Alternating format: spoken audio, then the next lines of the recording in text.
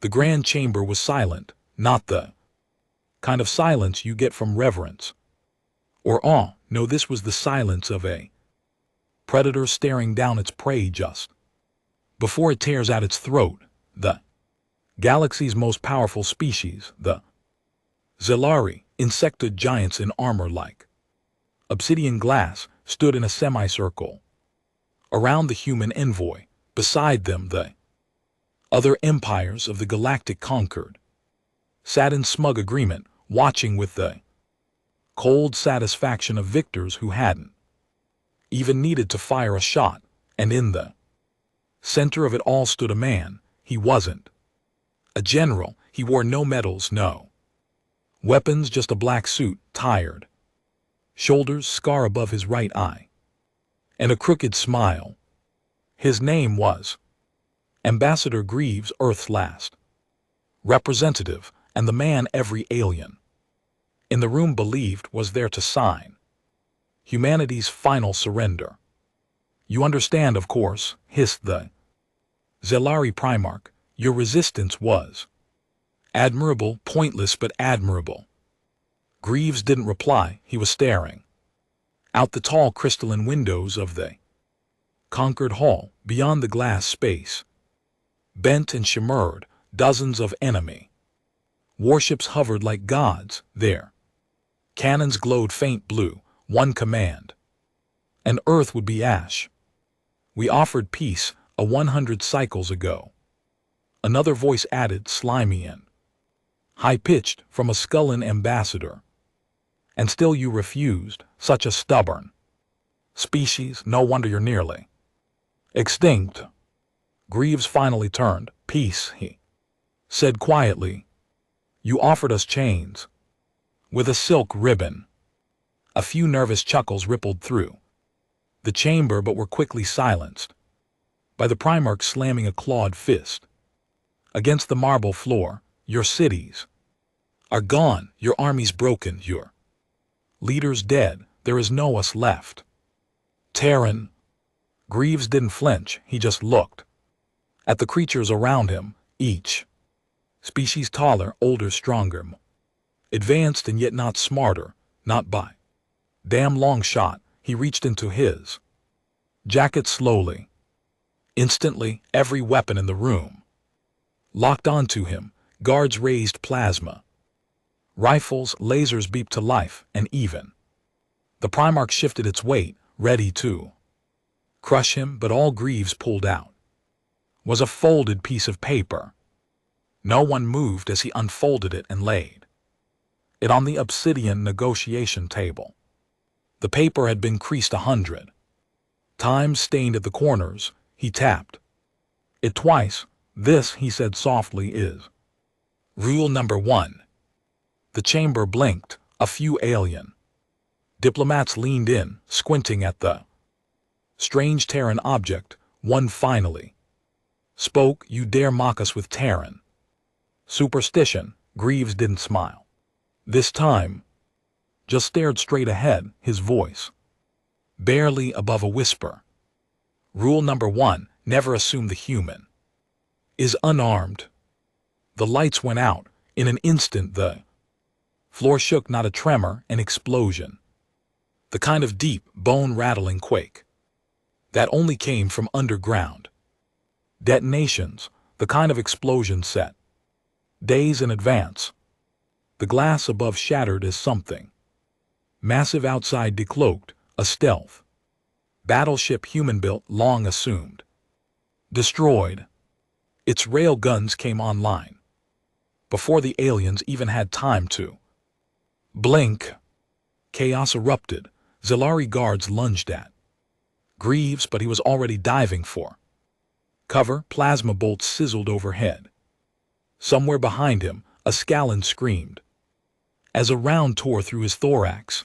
The chamber erupted into shouts, confusion, and death, and through it all Greaves moved with the calm of a man who'd lived through worse. He ducked behind the table, tapped a small comms chip on his neck. Package delivered, lighted up.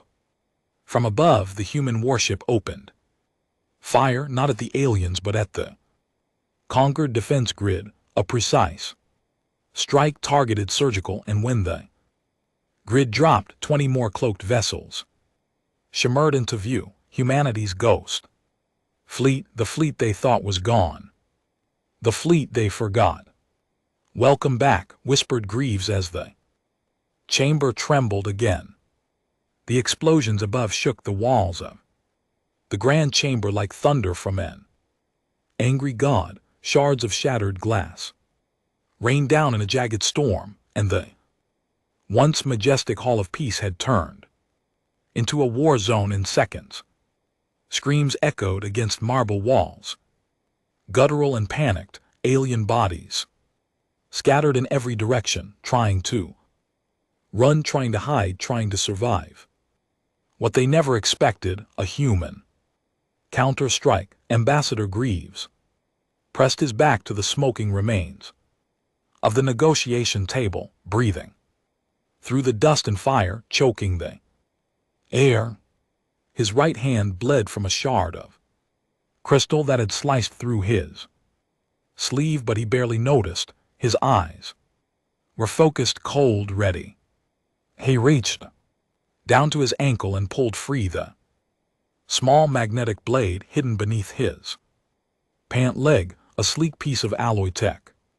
Almost invisible to scanners, he turned it on and a faint blue hum lit the blad's edge. The aliens never learned the oldest rules, not even after a century of war. Across the chamber, the Zilari Primarch was down but alive.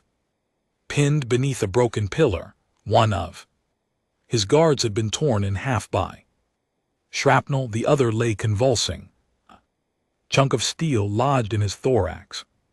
Still, the Primarch's glowing green eyes were locked on Greaves, burning with hatred. You lied, it hissed, coughing.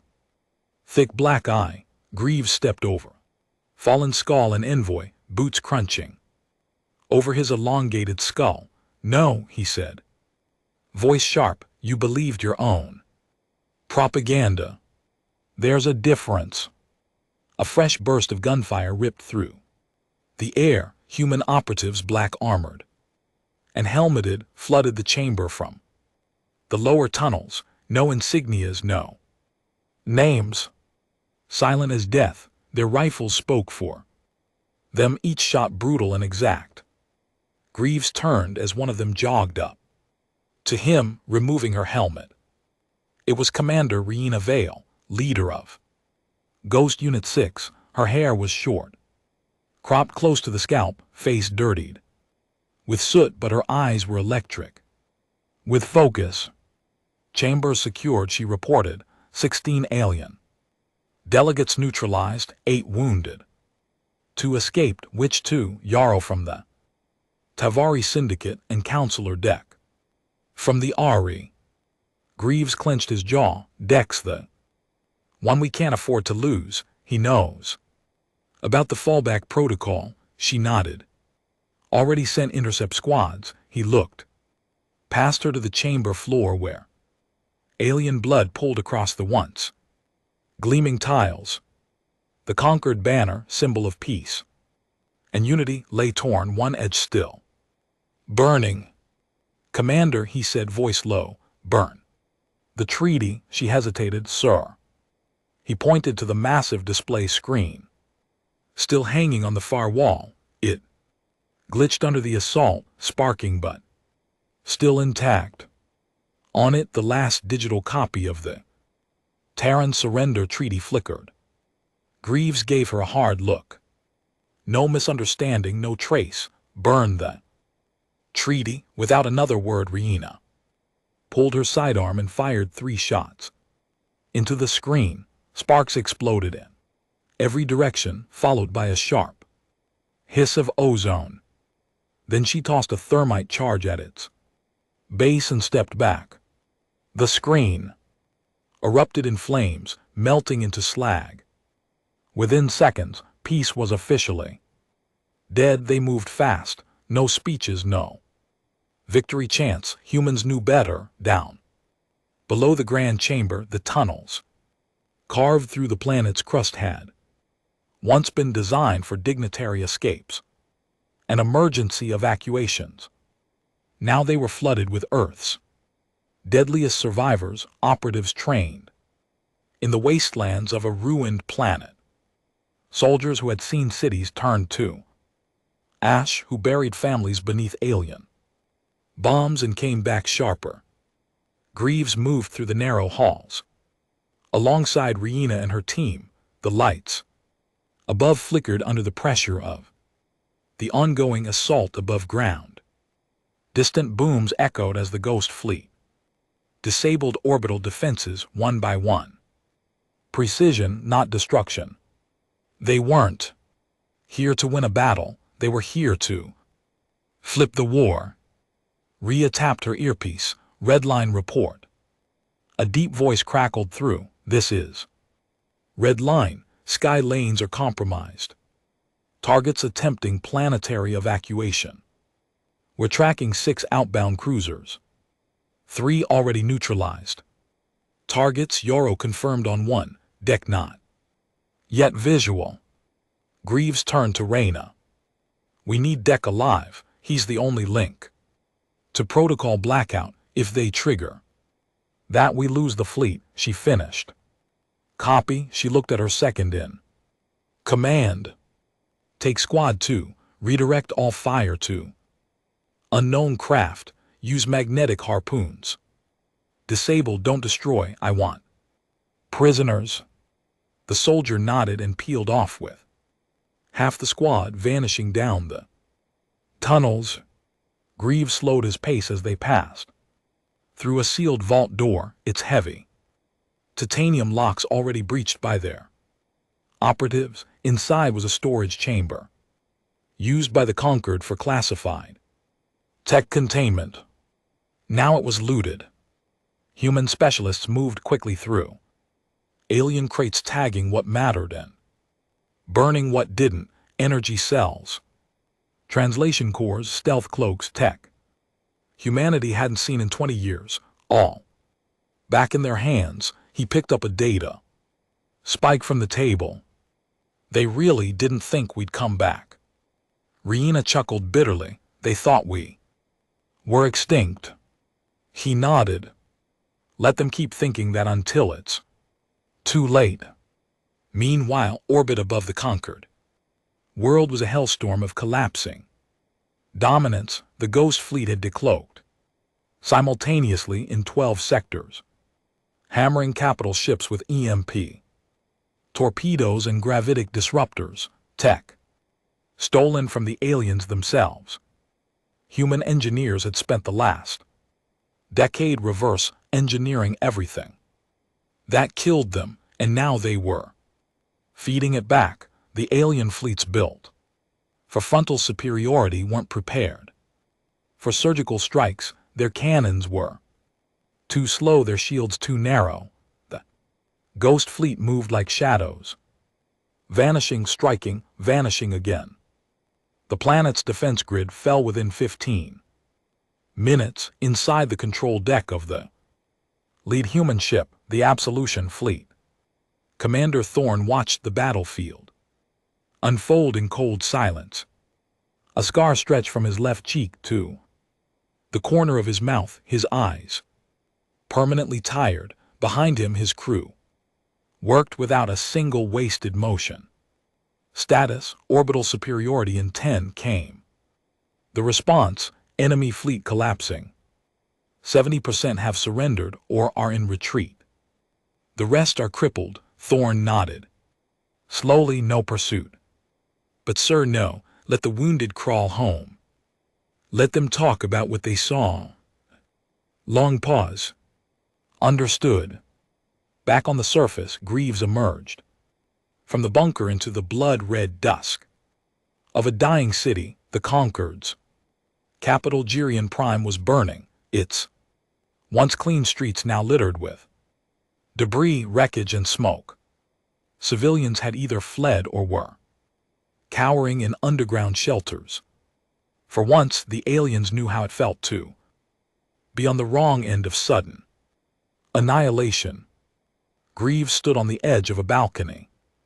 and watched the sky filled with streaks of fire and falling vessels. Then a voice crackled in his earpiece. Target acquired. It was red line. Deck. Affirmative. We pulled him from an escape pod. He's secured and being transported to Site Delta. Greaves allowed himself the faintest smile, not joy, not satisfaction, just the acknowledgement that the next move was now in his hands. An hour later at Site Delta, a former mining facility repurposed into a human stronghold, Greaves stood across from Counselor Deck. The alien was tall, almost serpentine, with reflective scales and a long slit pupil. Normally proud and poised, now he sat bloodied and restrained, one of his horns cracked at the tip. I have diplomatic immunity, Deck hissed. This is a violation of interstellar law. Greaves folded his arms. You'll forgive me if I don't care. We're a little past treaties at this point. You don't understand what you've started. I do. Greaves said, I've started the part where we stop pretending to be the weaker species. Deck leaned forward, straining against his bonds. You trigger protocol blackout and you doom yourselves. The Conquered doesn't need to fight you, it just needs to erase you. Greaves stared at him for a long, cold moment, then slowly pulled something from his coat pocket, a small black cube. He set it on the table. Deck froze. That's not possible, he whispered. Greaves pressed the top. Cube pulsed once, then twice, then unfolded into a floating 3D display of Conquered encryption code. Protocol blackout deactivated, said a soft voice from the cube. Failsafe override by Alpha clearance. Greaves' Jonathan code accepted. Deck's eyes went wide. You stole Alpha clearance?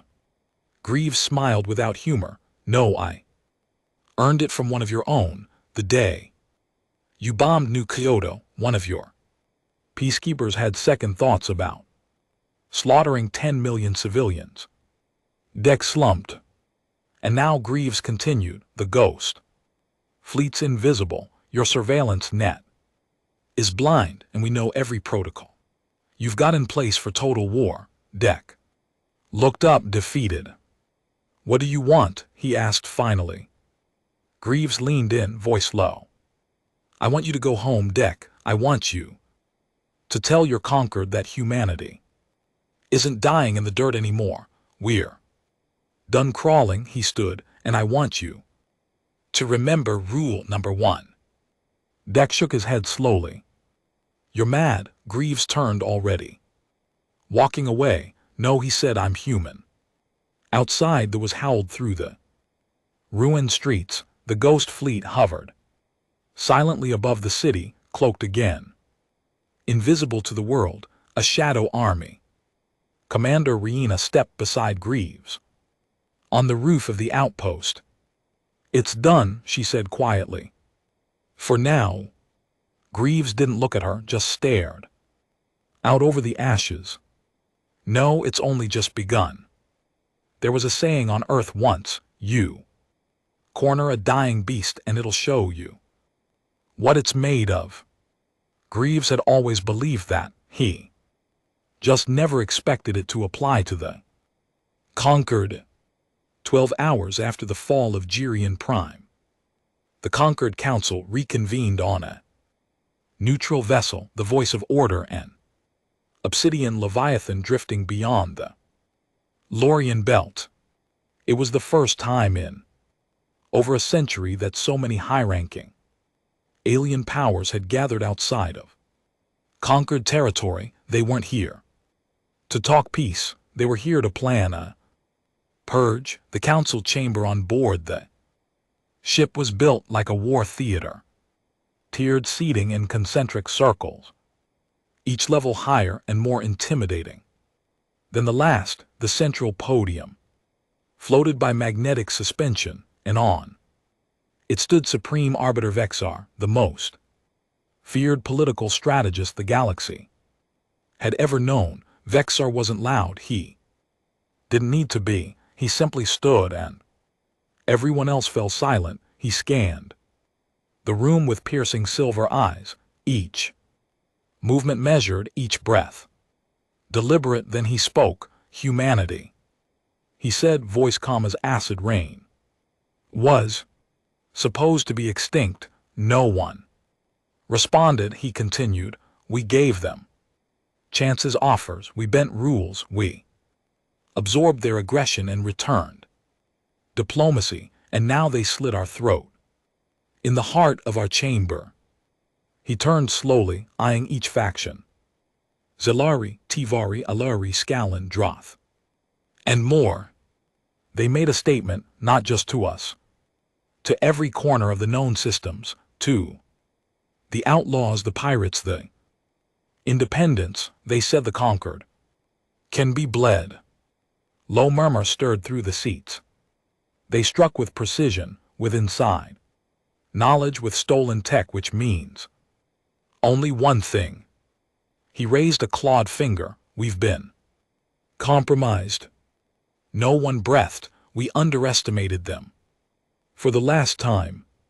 He raised his other hand and pointed to the chamber ceiling, where a projection of Earth's ghost fleet shimmered into view, half-cloaked, fully armed, and hovering like vultures over the burning remains of Jirian Prime. Then with cold finality he said, I propose total extinction. Back on Earth, under the charred skies of New Kyoto's remains, the underground city of HFY stirred with the sound of new life. It wasn't much, makeshift metal shelters, old turbines grinding electricity, rows of steel bunkers repurposed as command rooms, but it was alive, and that was more than Earth could say 10 years ago. Inside the central operations chamber, Greaves stood before a large glass wall that overlooked the cavern city below. Behind him, massive monitors displayed live feeds from every Ghost Fleet vessel in orbit, along with deep surveillance into the conquered diplomatic channels. Reyna entered quietly, wiping engine grease from her hands. There, assembling a counterforce, she said. Massive, like galaxy-cracking massive. Greaves turned, arms folded. How soon? Couple weeks, maybe less. There, calling it Operation Glass Rain. He raised a brow. She tossed a tablet onto the table between them. The data spoke for itself. Vexar's hand was all over the planning, strategic hyperlane blockades, preemptive strikes on suspected human colonies, planetary scale bombardments. Greaves scrolled through the document. They're going scorched Earth, scorched galaxy. Reyna said they don't want surrender. They want to erase our DNA. He tapped his fingers on the glass. Good. Reyna narrowed her eyes. Good. Greaves looked over at her, and for a moment there was something terrifyingly calm in his expression. It means we rattle them deep, and scared empires always make mistakes. In the hidden depths of the HFY base, another meeting was already in progress. 5 key operatives sat at a circular table, each responsible for a quadrant of the remaining resistance. Hollow-eyed men and women, some scarred, some burned, all tired but none broken. A man named Pierce leaned forward, eyes locked on the glowing table. If they launch Glass Rain, we lose every outpost from the outer rim to the core spine. They'll hunt us system by system. A woman with cybernetic implants. Thalia shook her head.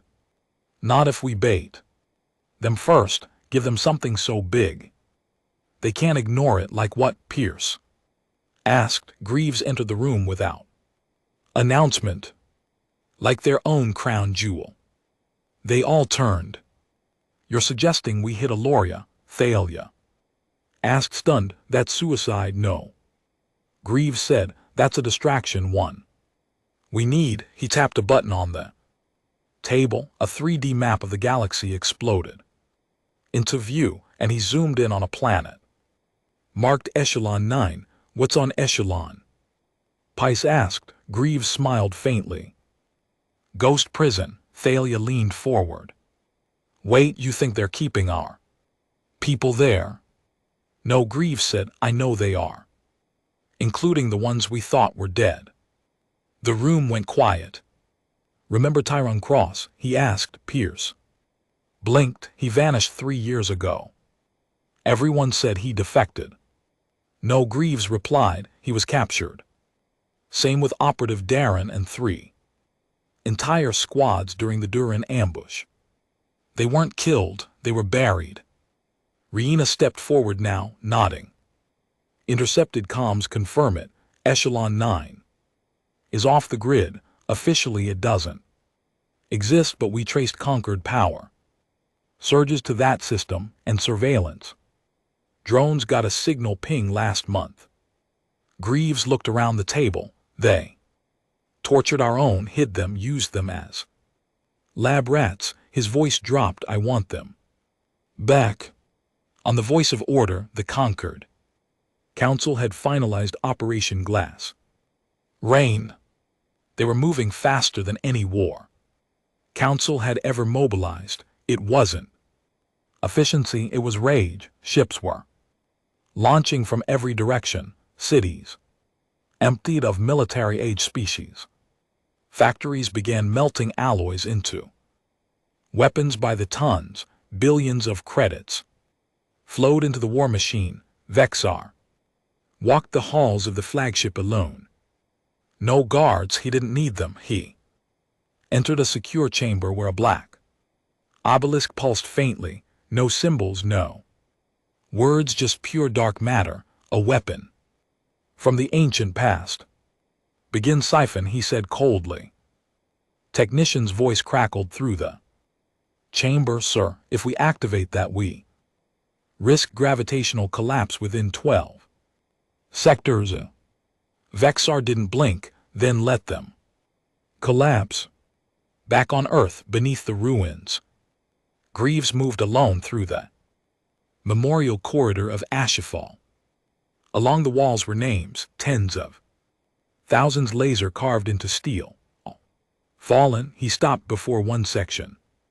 Labeled unknown casualties, New Kyoto. His eyes lingered there. He reached into his coat and pulled out an old torn photograph, 3 faces, a woman and 2 boys. He stared at it for a long moment, then tucked it away. He knew he was doing this for more than revenge. He was doing this for the right to exist. A day later, the Ghost Fleet mobilized. Again, not in full, just enough to cast a shadow across the Conquered's blind spot. Echelon 9 was their next target, not because it held value to the Conquered, but because it was the place they tried to forget.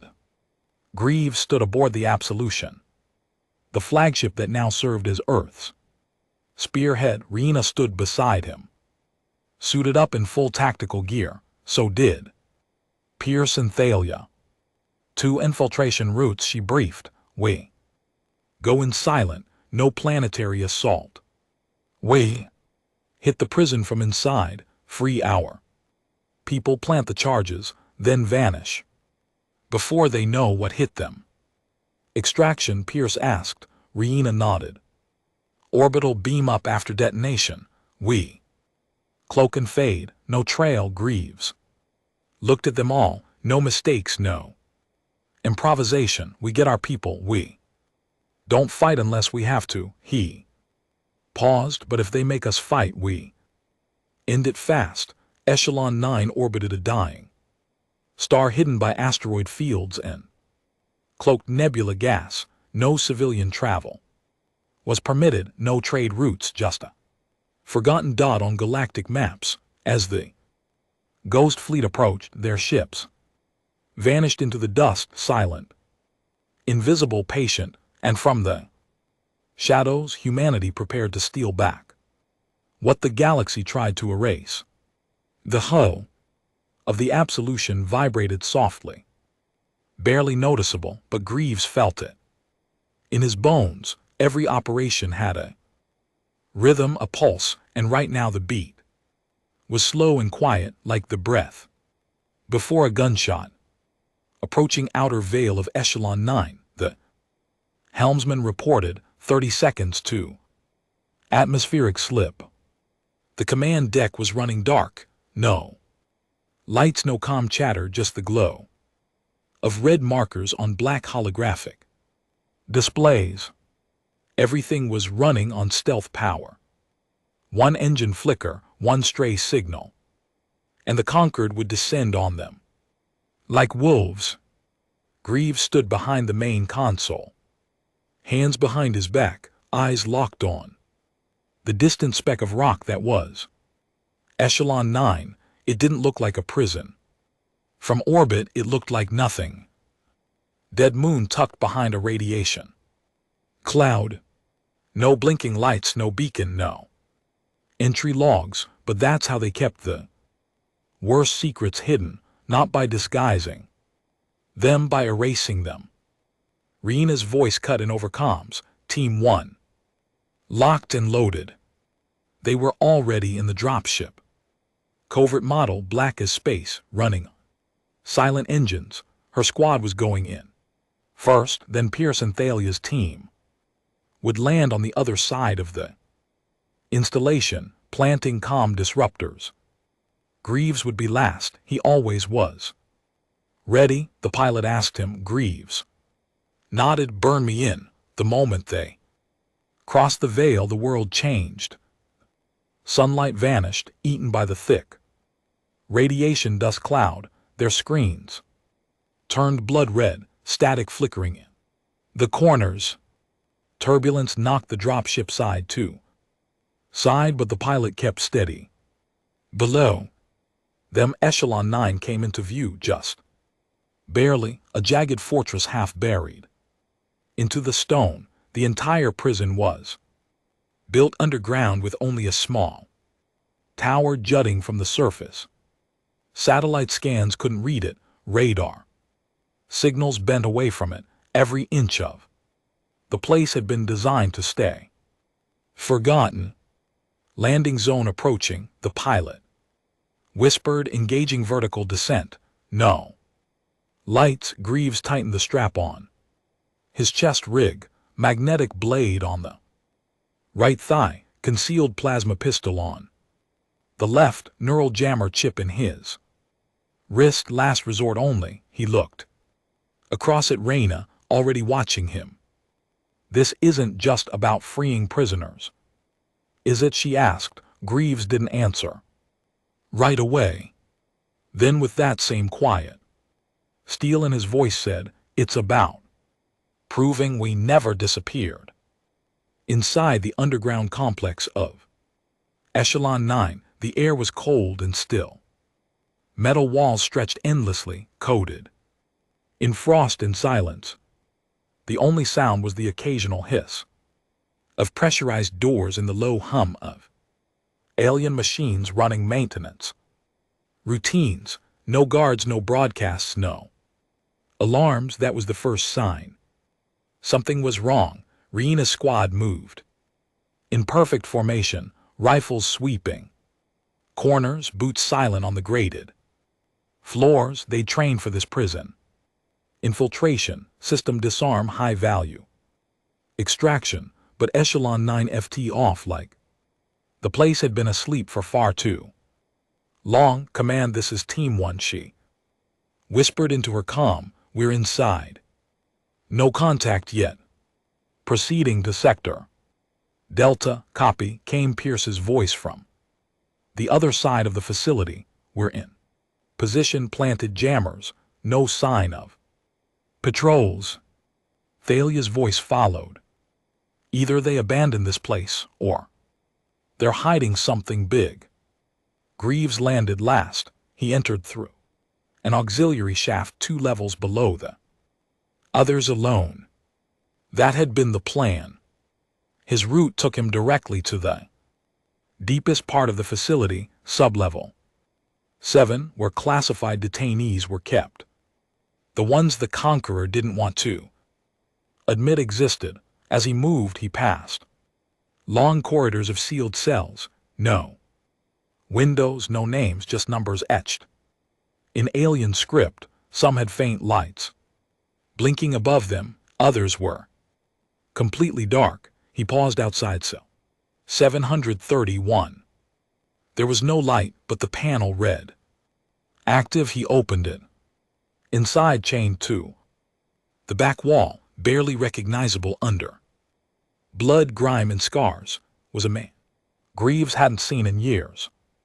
Tyrant, he breathed. The man didn't move. Greaves stepped forward, weapon lowered. His boots crunched over dried blood. Tyrant Cross, he said louder. The figure lifted its head slowly, as if the name stirred something deeper than memory. Eyes opened, one swollen shut, the other bloodshot but human. I thought, Tyrant's voice cracked, you were dead. Greaves dropped to one knee and pulled out a med injector, stabbing it into Tyrant's neck. Everyone thought you were. Tyrant coughed. Hard blood came up. He slumped forward, breathing heavily. You shouldn't have come here, you know. Me, Greaves muttered. I don't listen. The cell lights blinked just once, and then came the sound they'd all been waiting for, a siren, long, deep, alien, followed by a voice in a language Greaves didn't recognize, but the tone was clear. Containment breach. Intruders detected. Lethal response authorized. In the control room above, something awakened. Massive machines, once dormant, began to stir, grinding metal.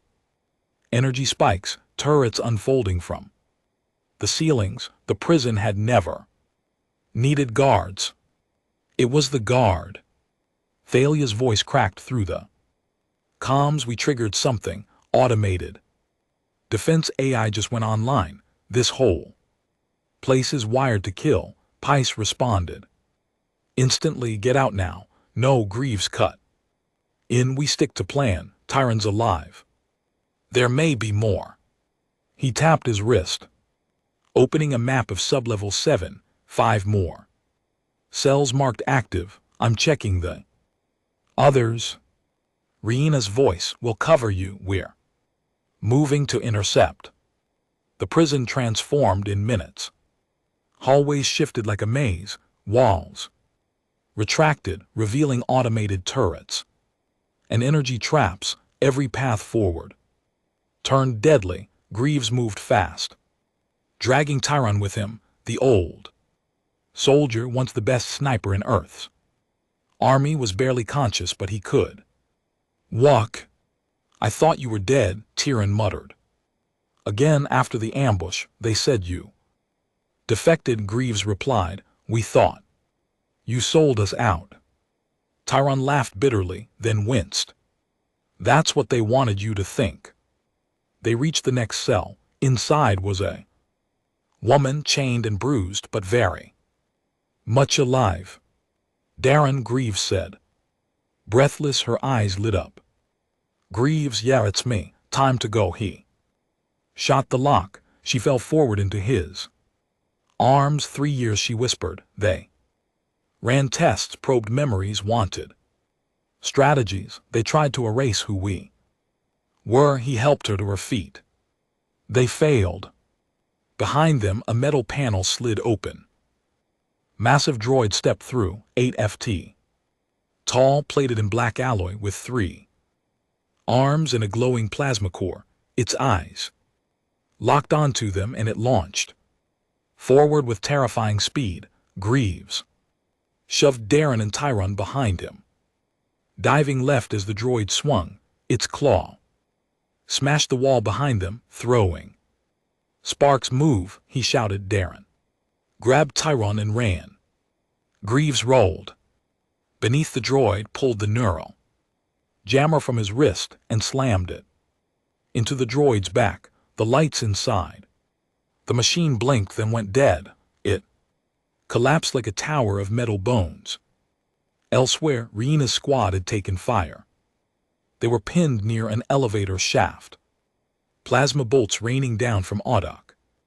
Cannons embedded in the ceiling. Covering fire, she shouted, tossing a flash charge that shorted out two of the cannons. Pierce, she yelled into the comms, we need exit vector now. Working on it, came the strained reply. These tunnels are shifting every damn second. Thalia's voice cut in. Blow the central core, it'll crash the AI system. Hard reset. Riina ducked behind a pillar, shielding her squad. That'll risk the whole facility collapsing. Better that than being buried alive. Thalia said, do it fast, Greaves. Reach the last cell. Inside was someone he never expected to see again. Commander Rowan, the man who trained him, the man who vanished during the Mars Exodus. Greaves opened the door, but Rowan didn't move. Still alive, Greaves asked. Rowan looked up slowly, barely. You're coming with us. Didn't think I'd ever hear that again. Thalia reached the mainframe core, a massive sphere suspended by magnetic fields pulsing blue and white. She planted charges on all 6 pylons. Charges armed, 10 seconds to detonation. Get out of there, Pice yelled, but it was too late. The Conquered Defense A had found her, an armored construct. Dropped from the ceiling, pinning her to the ground. She grinned through the blood in her teeth. You bastards should have killed us when you had the chance. The charges went off. The core exploded. In white-hot fire, every turret, every wall defense, every automated drone died. Greaves, Riina, Pierce, Darren, Tyron, and Ran emerged from the smoke and rubble as extraction ships locked onto their signals. As they lifted off, the prison began to collapse in on itself. The last secret the Conquered had tried to bury, now reduced to ashes. Above them, the Absolution waited with open hangars. The moment their boots hit the deck, Greaves gave the command. Jump. Coordinates, the pilot asked. Greaves looked at the 6 survivors behind him. To hell and back, he said, then home. The ship vanished into FTL, and behind them Echelon 9 died alone. The hangar of the Absolution was filled with silence, not the tactical focused silence of soldiers at war, but something heavier, something more human. The kind of silence that followed resurrection. Tyrone Cross sat on the edge of a medbay. Cot hunched forward, arms limp at his sides. He hadn't spoken since they jumped to safety. His eyes stared straight ahead, unblinking, as if Echelon 9 was still playing out behind his retinas. Beside him, Darren clutched a water canteen with trembling fingers, refusing help, and Commander Ran lay on the examination table, motionless, tubes connected to every vein, skin pale as ash. The ghosts were home, but they hadn't come back clean. Greaves stood just outside the glass medbay, watching them with his jaw clenched and arms folded. Behind him, Riina approached, slow and hesitant. We got them out, she said, her voice softer than usual. Did we? Greaves asked without turning. They're alive, they're broken, Riina said. Nothing. Greaves finally turned to face her. Do you know how long Tyron was in there? We and LT Unk and GT LL no more. Once his record stabilized. 3 years, 3 years in a hole with no light, no sound, no warmth. And we left him. We left all of them. Riina shook her head. You didn't know. I should have, Greaves snapped. I should have questioned the story. I knew the ambush didn't make sense, but I buried it. I told myself we lost good men and moved on because that's what we had to do. He rubbed his eyes, his voice dropped lower, and now he's here. He's breathing, but what did we really bring back? In the command deck fleet, Commander Thorne reviewed the operations aftermath. The destruction of Echelon 9 had been a psychological nuke dropped into the Concorde's gut. The Council had gone dark. Communications across 6 sectors had shut down. Rumors of prison cleansing across other secret facilities had started to leak. Humanity had done more than just rescue its own. They'd exposed the Concorde's dirtiest secret. A holographic briefing lit up the deck as Thorne walked Greaves through the fallout. We've intercepted signals, Thorne said, high-volume encrypted chatter on Vexar's private channel. He's not pleased. I'd be disappointed if he was, Greaves replied, voice tired. Word is they're calling us feral rogue elements, not a legitimate force. They're preparing the public for open retaliation under the guise of containment. Greaves stared at the report. They're setting the stage for genocide. Yes, good. Thorne raised an eyebrow. Let them show their teeth. The galaxy's been too comfortable believing they were protectors. If they want to be monsters, let them roar in front of the cameras. But we'll have to survive the roar. Greaves gave a faint nod. We've got something they don't, and what's that? We've got nothing left to lose. Down in Barracks Bay 3, the atmosphere was shifting. Word had spread about the return of Tyron, Darren, and Ran, and not everyone took it as a victory. Some whispered that they'd been compromised, that no one survived Echelon without giving something up. 3 years in a conquered hell cell and they just walk out, one soldier muttered, brainwashed. Bet you anything, they're not the same. I don't trust it. Should have put a bullet in them and burned the bodies. Greaves heard every word. He walked into the center of the barracks, his boots echoing hard across the steel. The room went dead quiet. You think they're compromised, he said flatly, that they're carrying conquered secrets in their heads. No one answered. He kept walking, locking eyes with every man and woman there. Let me remind you all what compromise actually looks like. He stopped beside a small holographic projector embedded the wall and tapped a few buttons. A recording from Echelon 9 began to play. No edits, no filters, just raw footage. Tyrone screaming as needles were pushed into his brain. Darien convulsing as her memories were extracted. Ran strapped to a chair as they broke bone after bone without anesthesia. No one said a word. When it was over, Greaves turned back to them. You don't survive that, you endure it. And if anyone here has a problem trusting them, then you better not trust me either. He pointed to his chest. Because I'm the one who brought them back. He left without another word. Later that night, Tyron sat alone in the observation bay. It overlooked the stars, wide and open, but he didn't seem to see them. Greaves entered quietly. They're scared of you, he said. Tyrone didn't look up. I don't blame them.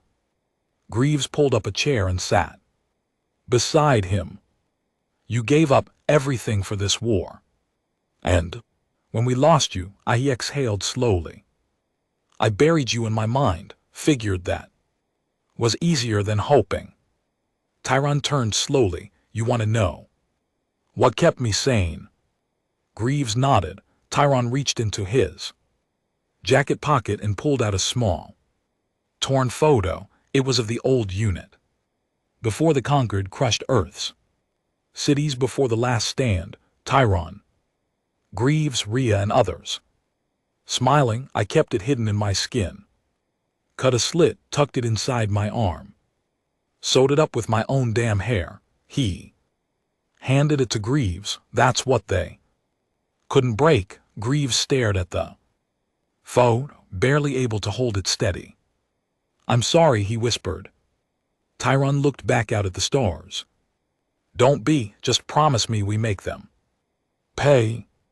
Elsewhere on the edge of Concord space, the alien leadership wasn't wasting time. Vekasar stood in the command tower of a new Dreadnought-class cruiser, the Judgment Flame. Behind him, the engineers worked double speed, splicing in ancient energy cores, designed for planetary destruction. He was no longer interested in diplomacy. Earth was to be wiped from history. Back aboard the Absolution, tension brewed. Commander Rowan had regained enough strength to walk, but with his return came something darker: division. In a private meeting with Greaves and the senior resistance leaders, Rowan dropped a bombshell. We have a mole, he said. The room froze. Rowan continued. Echelon 9 wasn't just a prison, it was an information siphon. They weren't trying to extract intelligence for future planning. They were cross-referencing, validating data. Pice frowned. Validating against what? Against live intel feeds from the inside. A cold silence followed. You're saying one of ours is feeding them? Yes. Greaves stared at the floor, mind racing. The last operations, the failed raids, the botched exfiltrations. It made sense now. Someone had been guiding the Concords. Hand. Pierce spoke again. Who? Rand shook his head. They rotated. Handlers. I was blind most of the time. But the Concord mentioned one name. Again and again. The room leaned in. They called him Ghost Knife.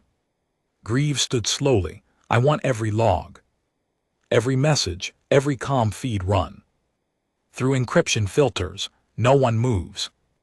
Without clearance, no one. Pierce nodded, and Greaves added darkly, I want that name hunted like a disease. In the hours that followed, the tension reached a breaking point. One of the lower deck commanders, young officer named Kellen, called for a vote to segregate the returned prisoners, said it was for safety. Greaves met him face to face in the mess hall. You want to lock them up? Not forever, Kellen insisted, just until we're sure they're clean. Greaves didn't argue, he just punched him in the mouth hard. Kellen hit the floor, blood spilling from his nose. Greaves looked around the room. This isn't a democracy, he said coldly. You want to lead? Go build your own damn rebellion. He turned and walked out. Riina found him on the observation deck. An hour later, staring out into the void. Again. You just made half the command structure. Question your sanity, she said. I don't care, Greaves replied. She walked up beside him. You're burning out. He looked at her, eyes dark with exhaustion. You think I don't know that? She touched his shoulder. Then let us help. He didn't pull away. Instead, he finally said something he hadn't admitted since the war began. I don't know how to stop. Back in the medbay, Tyron Cross stood over Rowan's bed. You told them? He asked. Rowan nodded slowly. They needed to know. And if they find Ghost Knife? Rowan looked him dead in the eyes. Kill them. The sound of alarms was quieter this time. No thunderous blaring, no chaos, just a single sharp tone echoing through the Absolution. One that struck like a whisper through bone. Controlled, surgical. Greaves stood in the upper observation deck overlooking the command hall. When the alert came through, a voice filtered Through encryption and urgency snapped. Into his comm, this is Thor, internal. Sabotage in Section 3B, power our routes. Spiking looks like a controlled overload. Greaves turned on his heel instantly. Damage, not yet, but if this keeps climbing. A deep thud cut across the frequency. Then silence. By the time Greaves reached Section 3B, fire suppression bots had already sealed. The lower access corridor, the hall, was lit by pulsing red lights and the smell of melting metal. Riina was there, already armed, eyes scanning the chamber with unspoken anger. A few medics were tending to injured engineers, burns, concussions, but no fatalities. They took out our fuel stabilizers, she said. No warning, hit clean, no forced entry, no alarms triggered until the overload was halfway through. Greaves surveyed the damage. Internal, she nodded. Whoever did it knew our system better than half the engineers. He turned slowly, voice low. Then ghost knives already here.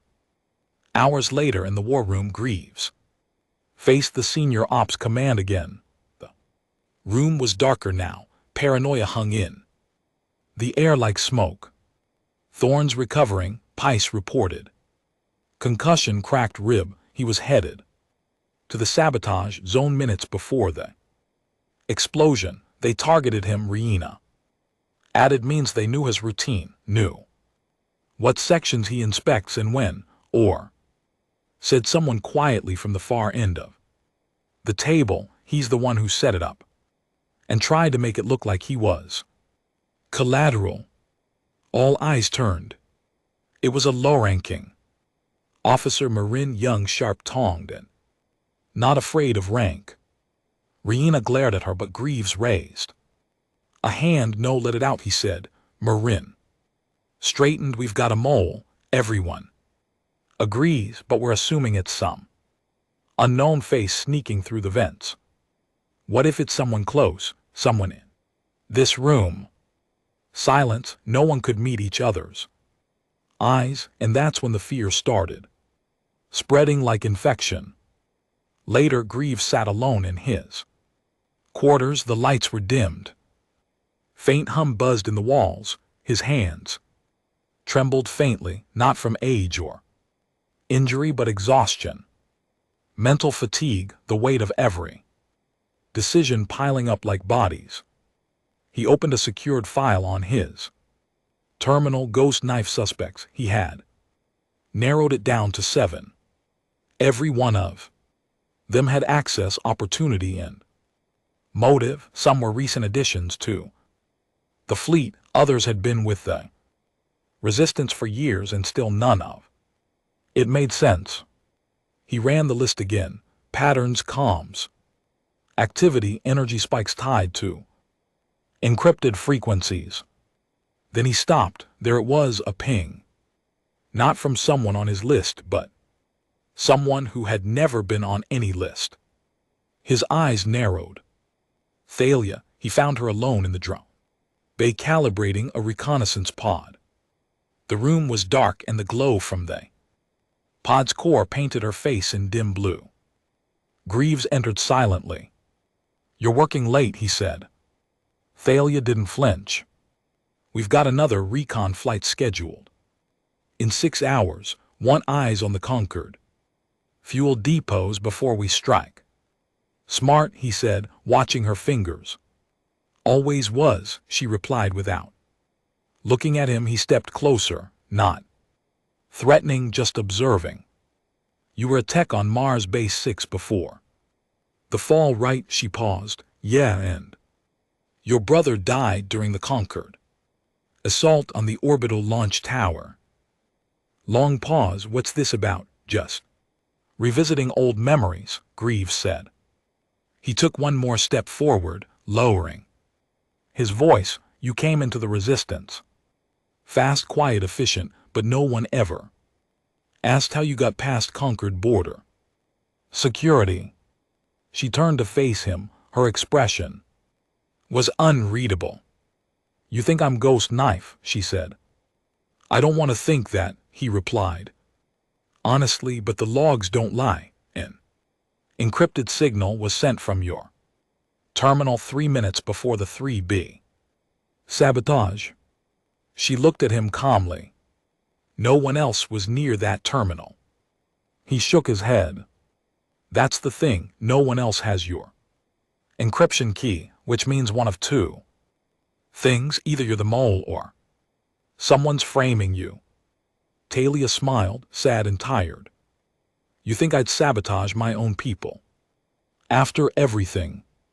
He said nothing. She stepped closer, voice barely above a whisper. You know me, Greaves, that's why this hurts. They locked her in a secure holding cell beneath the command tower. No torture, no threats, just silence and tension. Riina stood outside the observation glass with Greaves. You believe her? She asked. Greaves stared at Thalia sitting on the bench, hands folded. I don't know anymore. She helped bring down Echelon. She also had direct access to the central core when the AI shut down. She could have timed it. Riina exhaled. What if we're turning on our own? What if this is exactly what Ghost Knife wants? Greaves nodded slowly. Then we're already bleeding from the inside. Later that night, another explosion rocked the Absolution, not from inside, but outside. A drone detonation. Controlled, small enough to trigger lockdowns across 3 decks. Pierce called it in diversion, he said. They're testing our response time, which means they're preparing for something bigger. Greaves's voice came through the comm darkly. It's not a test, then. What? Greaves was already moving. It's the warm-up. 10 minutes later, an emergency override breached the brig's security door. Thalia was gone, but the override hadn't come from her. It came from Greaves's own command code. Only 3 people had that level of clearance: him, Thorn, and Commander Ran. Riina stormed into the war room, holding the data pad up like it was a murder weapon.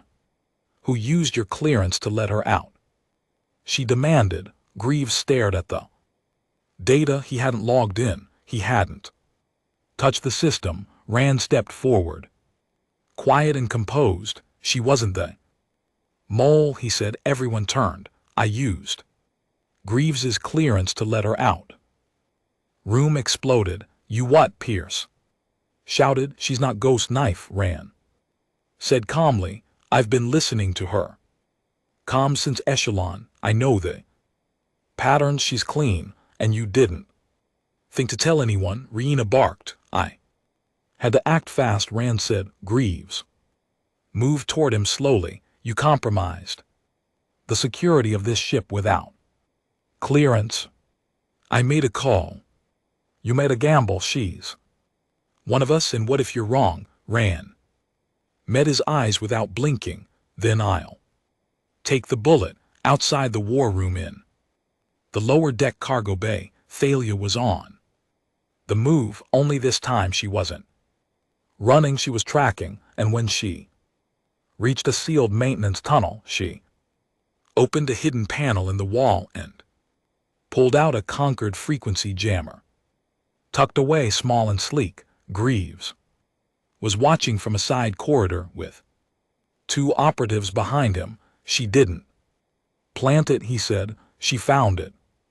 They moved. Thalia turned, weapon lowered. Greaves stepped into the light. It was never you, he said quietly. No, she said, but I found something.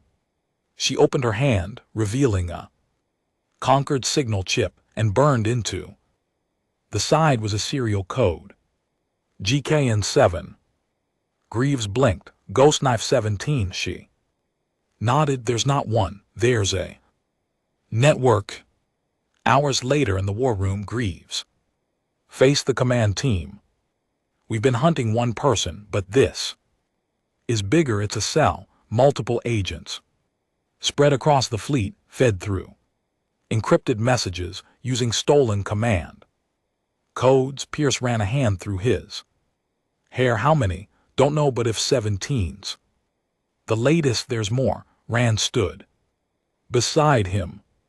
They're playing the long game. Rihanna stepped forward. Then we end it now. Greaves looked around. No more arrests. No more second chances. We go full blackout. He tapped the table. Every deck gets reassigned. We split every team. One mole can infect a whole group if they don't know who's around them. Rand nodded. We isolate the disease. And then Greaves said, voice low, we cut it out. In a quiet room far from the others, Greaves opened an old file, one he hadn't looked at in years, a list of names. His original squad, everyone accounted for except one, Joran Hale, presumed dead at the siege of Atlas Crater. But something didn't sit right. The way the ghost knife agents operated, their code patterns, their silence. Joran had been the best at silence. The file flickered, a photo loaded. Greaves stared into the face of the man who used to be his best friend, then closed the file and whispered, I'm coming for you. The name hung in the air like a corpse from a gallows. Joran Hale. Greaves hadn't spoken that name out loud in years, not since Atlas Crater. Not since the night everything went to hell and the blood of his own men stained the ice red stone. Official reports claimed Jor had died in the blast when the upper ridge collapsed. But Greaves had never seen a body, and in this war, when you didn't see a body, you never stopped wondering. Back in the command center of the Absolution, Rihanna sat beside the tactical feed, watching fleet movement reports scroll by like falling rain. Thalia stood beside her, arms crossed, lips pressed thin. Greaves hasn't left his quarters in 6 hours, Rihanna said. He's digging into what? Hale. Thalia's brow furrowed. The comms officer from Atlas, not just comms, Rihanna muttered. He was Greaves' second, grew up in the slums of old Seattle together. Fought together, bled together. Hale was the only one Greaves ever let his guard down around. So what happened? Atlas Crater happened, Rihanna said bitterly. We lost 70% of the unit in 30 minutes. We blamed faulty intel, but now, Thalia said, her voice sharpening. He thinks the betrayal started there. Greaves sat alone in his quarters, the lights dimmed low, his screen flickering with decrypted fragments of old battlefield transmissions. His eyes burned, but he refused to blink. Fragment 1, time code 743. They moved. Early, too early. How the hell did they know we were here? Hale whispering into a secure line. Fragment 2, time code 65. Dwight. Incoming fire from the west, not conquered signatures. These are ours. Unknown soldier. Fragment 3, time code Gropo 204. Static. Then a single phrase barely audible over the screaming. I told you I'd survive this, even if you didn't. Joran Hale. Greaves leaned forward, hands shaking. He wasn't chasing shadows anymore. Hale had never died. He met with Rand in the auxiliary chamber beneath the bridge. It was a quiet room, meant for off-the-record meetings. No surveillance, no logs, no ears. Greaves closed the door behind them and activated a local jammer. He's alive, Greaves said. Rand didn't ask who. Then he's Ghost Knife 1. Greaves nodded. Maybe even the architect. Rand exhaled slowly. It makes sense. He was the first to suggest embedding agents. I thought he was joking, just theory. But he always talked about building a network. Greaves sat across from him. He knew. Us knew how we thought, who we trusted. And now he's using that against us. What's the play? Greaves looked down at the table. We find him, we end him, and we burn every branch of his tree until the roots are ash. Meanwhile, aboard an isolated Concord, listening post buried deep within a frozen moon, Joran Hale stood quietly beside a panoramic window, watching the black sky twist over the jagged horizon. He hadn't aged much. The war had taken many things from him, his squad, his name, his country, but not his precision. Behind him, an alien technician nervously adjusted. Transmission relay. The fleet is on the move. Concord High Command is mobilizing for Operation Glass Rain. Let them, Hale said, voice low and composed. They'll draw out the ghost fleet. Greaves will come to me. He always does. And what of the others? Hale smiled faintly. They've forgotten how to win without him. Kill the head. The rebellion folds. He walked over to a secure console and tapped a code into the interface. On the screen, dozens of encrypted signals pulse back. Ghost knife agents across the galaxy, one in the medical division on the Absolution, one embedded in an outpost near the Ari frontier, 3 more on freighters Fing. Refugees, all waiting, all loyal. He spoke to them in code initiate sequence. Ash fall back aboard the Absolution. Greaves summoned the senior ops team for a classified briefing. Everyone in this room is about to be separated, he said. No warning, no explanation. Pice looked confused. What are you talking about? Ghost knife isn't one person. We were wrong. It's a network.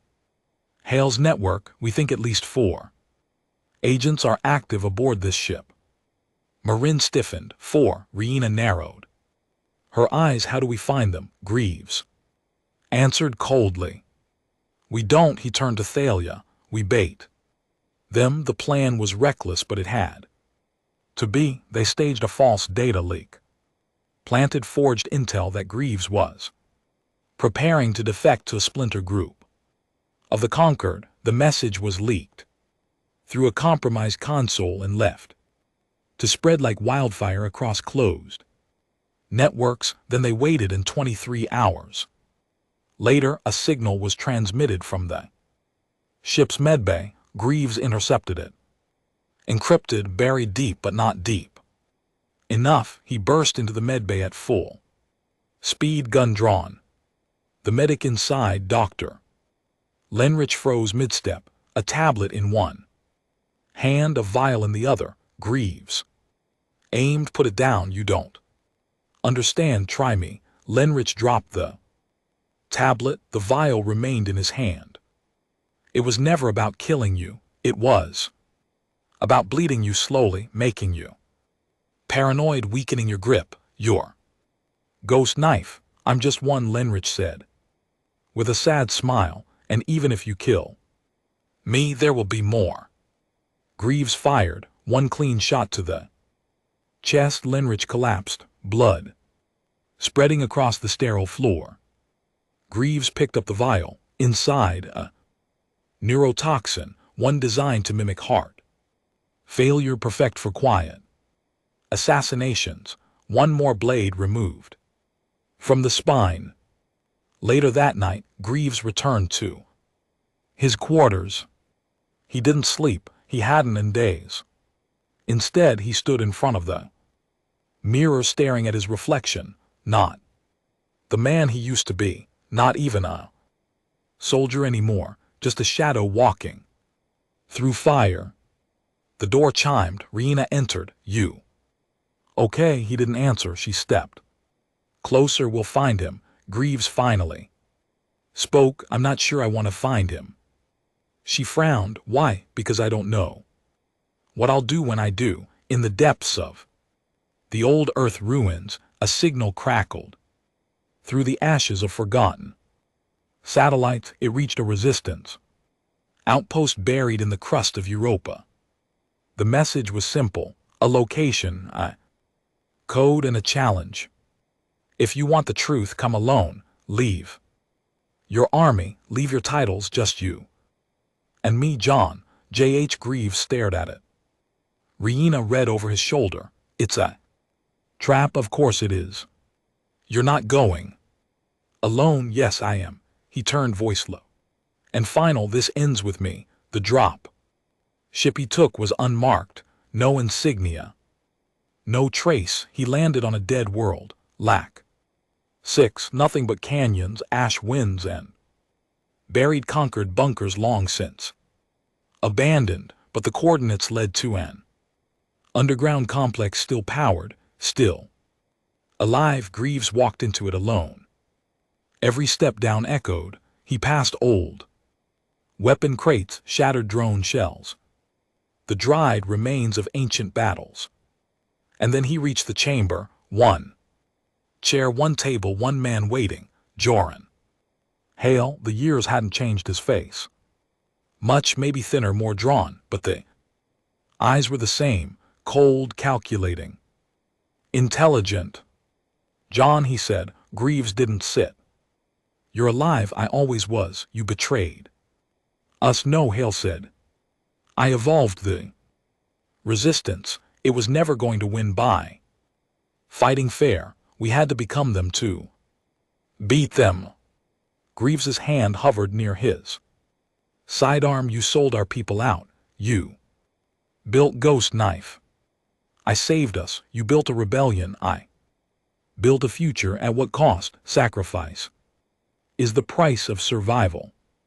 Greaves stepped forward. You killed Tyron's team. You tortured Darren. You left Rand to rot. And we learned what we needed. You sound just like them. No. Hale said. They copied me. The silence between them turned heavy. Greaves finally pulled his sidearm. Hale didn't flinch. You going to kill me? Greaves's hand trembled slightly. You deserve worse. Hale stood slowly, deliberately. Then do it. But when you do everything, I built every intel channel, every deep network cell dies with me. And your little war. He stepped closer. It dies too. Greaves lowered the gun. Hale blinked. You won't do it. Greaves pulled out a data spike. You're going to give me access to the Ghost Knife network, every node, every agent. Or I start burning them one by one, and I'll make you watch. Hale smiled faintly. That's the John I remember. The download took 87 seconds. That was all, in less than 2 minutes. Greaves copied the entirety of Ghost Knife's encrypted backbone, every relay node, every dead drop, every handler name buried in the data rot of 100 compromised resistant cells. Hale just watched, didn't fight, didn't beg, just sat at the table with a calmness that felt inhuman. You're quiet, Greaves said, inserting the data spike into a lead-line case. I already lost, Hale replied. Don't expect sympathy. I don't, just a little respect. Greaves walked to the door without answering. He paused before stepping out. You know what bothers me most, Joran? What? That once you were the best of us, he left him there, alive, unarmed, and abandoned. Not because Hale deserved mercy, but because death was too small for what he'd done. Back aboard the Absolution, the war room was buzzing like a live wire. Greaves slapped the encrypted spike onto the central console, letting Ray and Thalia take over decryption. What do we have? Riina asked, stepping beside him. Thalia's hands moved fast across the interface. Locations of every Ghost Knife agent, down to genetic markers, intel vaults, off-world havens, even access codes to Concord's AI command lattice. Jesus, Rihanna whispered, he really gave you everything. Greaves nodded slowly. He built an empire in the shadows. Now we tear it down. Pierce stepped in from the side hall, carrying a hardline Kamink. We've got something else, he said, an open Concord transmission galaxy-wide. Just went live. He tapped the console. The screen lit up. Supreme Arbiter Vexar stood in a massive hall, banners of the Concord flowing behind him. The species known as humans have violated every pact of war, every code of honor. They have poisoned diplomacy, corrupted trust, and unleashed terror upon sovereign worlds. The Conquered will not offer negotiation. We will not debate. We will not show mercy. From this moment forward, Earth is declared a Class V extinction target. Operation Glass Rain begins now. Outside the ship, the stars themselves seem to move. Thousands of conquered warships were mobilizing, full planetary fleets. Not just one armada, all of them, each one carrying weapons meant to raise biospheres, each one aimed at Earth. In the tactical center of the absolution, Thorne leaned over the table. With bloodshot eyes, we don't have the numbers, he said. We don't need numbers, Greaves replied. We've got the ghost knife laddies. We turn their own network against them. You mean sabotage? No, Greaves said. Assassination. The plan was madness, but Greaves had already stopped fearing madness. Across 6 sectors, deep ghost knife agents were activated before Hale's collapse. Dozens of them embedded inside Concord. Military infrastructure, coordinators, technicians, security specialists. Now, with the right codes, those agents could be forced to act, course by command, override, flipping them like dominoes. Rihanna stared at the data. They're all over the place. Greaves nodded. We sent them one command, an NBSP and NBSP. The war machine, blow fuel lines, wipe comm relays, mute the fleet eyes and ears before they reach Earth. And what about Vexar? Greaves looked her dead in the eyes. I'm going to kill him. The strike team was chosen in less than an hour. Greaves, Rihanna, Pierce, Thalia, Rowan, and Tyron. Despite barely being on his feet, he refused to be left behind. He'd earned this. They infiltrated the voice of order, the mobile headquarters of the Conquered, by using Hale's clearance and the ghost knife priority channel. The ship's defenses recognized the codes. They were inside before the Conquered even realized Earth had found their door.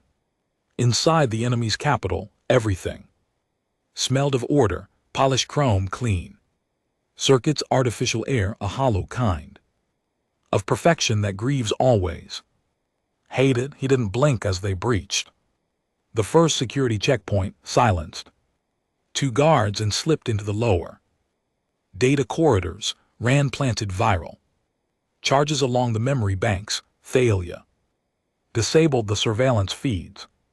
Pice covered the rear, and Tyron, limping but still breathing, whispered, "This place smells like betrayal."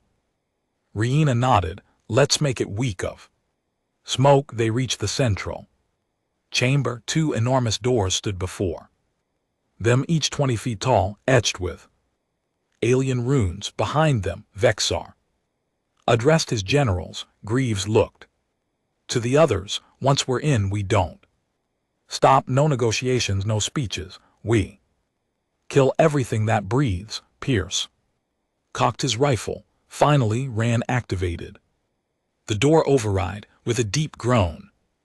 The slab split open. The Conquered generals turned too late. Humanity's Wrath entered like a storm. The firefight was fast and brutal. Pierce went down first, shot in the thigh, dragging himself behind cover, while firing into the lungs of a Droth. Commander! Thalia's grenade took out 3 Ari tacticians in a single burst. Riina and Tyron moved as one, flanking. The central diss, 2 shots to the chest. 1 to the eye, Greaves walked through. The chaos like a ghost, eyes locked on. Vexar, the Supreme Arbiter, stood tall at the far end, his armor gleaming, eyes glowing with hate. "You are insects," he snarled. "You crawl through our filth and pretend to be worthy of war." Greaves didn't answer, he just raised his gun and fired. The shot clipped Vexar's shoulder, sending him spinning behind a kinetic barrier. He roared, activating his armor's built-in gravitic claws. The energy shimmered around his hands. Crackling with planetary force, he leapt at Greaves. They hit the ground hard. The fight wasn't elegant, it wasn't cinematic, it was savage. Greaves blocked one blow with his forearm, bones snapping, but stabbed a blade into Vexar's thigh. The alien screamed, slashing across Greaves's face with a claw. Blood poured. They rolled across the chamber, fighting like animals until Greaves reached his boot, pulled a second pistol, point blank, fired 6 shots into the monster's chest. Vexar coughed dark fluid, claws trembling, and whispered, "You are nothing." Greaves leaned down, voice ragged. "Bloody. Rule number 1, then he put the final shot through the Arbiter's skull. The conquered council chamber burned. Outside, the ghost knife agents embedded in the fleet began their work. Ships vanished from comms, fuel depots detonated, AI guidance systems went blind. The invasion fractured before it reached Earth. Operation Glass Rain failed before the first drop. Back aboard the Absolution, hours later, Greaves sat in the medbay alone. He was missing 2 fingers, 4 ribs cracked, 1 eye half blind. But he was alive. Riina entered quietly, her arm in sling. Vexar's death sent shock waves. The Concord's already splintering. Factions blaming each other. Civil war brewing. Greaves nodded faintly. "Good." Riina sat beside him, earth still. Standing, he looked at her. "No," he said softly, "Earth's risen." A week later, on the ruined surface of old Kyoto, the human resistance gathered, not in hiding, not underground, but in the open, rebuilding. The stars above were quiet now. The fleets were gone, and in the rubble of war, something impossible began again. Hope. In a small corner of the rebuilt HFY base, there was a wall, clean steel, etched names, new names: Tyron, Cross, Pierce, Aelin, Darren, Vox, Thalia, Keel, Ron, Sarek, and at the top, Greaves, Jonathan. But he wasn't dead. Not yet. He just stood in front of it, reading the names of the fallen like scripture, and beside him a child. Dirty face, curious eyes tugged on his coat. "Mister, were you one of they heroes?" Greaves smiled faintly. "No," he said, "we were just the ones who got tired of being stepped on." Final words. They thought humanity would kneel. They thought fear would shatter us. They thought silence meant surrender. But we remembered rule number 1, never assume the human is unarmed, not in war, not in pain, not in spirit.